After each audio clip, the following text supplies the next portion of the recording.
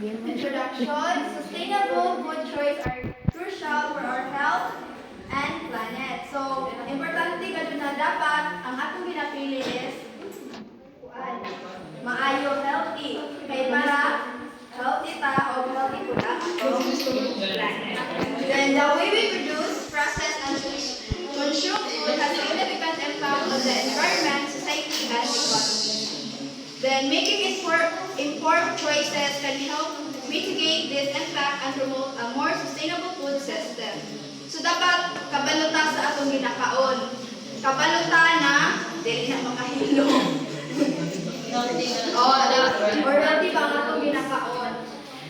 Then, so what is sustainable food choices?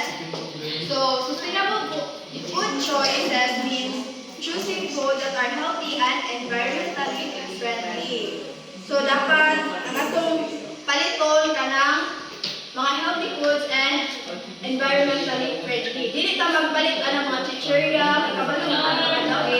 Then magdaot na sa to.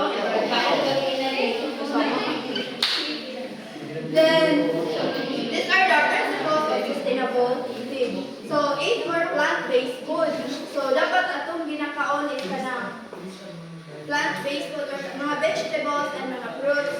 Then choose locally produced and seasonal food. So dapat support local. Dapat atong ginakaon kaya naara sa ato na palibot. Then reduce food waste and avoid using disposable. So dapat ito magsayang-sayang ng mga pagkaon para naapay para sa pohon. Then dito palit uban ng mga makaon na kagamit og silupin para mga junk foods. Then mga lemonade. Then support ethical and fair trade producers. So dapat mupalit ta dito ta mupalit sa maayo bitaw na kuan business.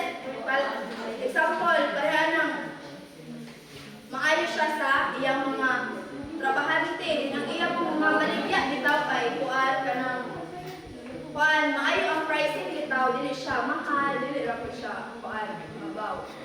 Then di para ana namo may uban na ana vlogger to siya dito may mapalit bisa karang mahalan baligya.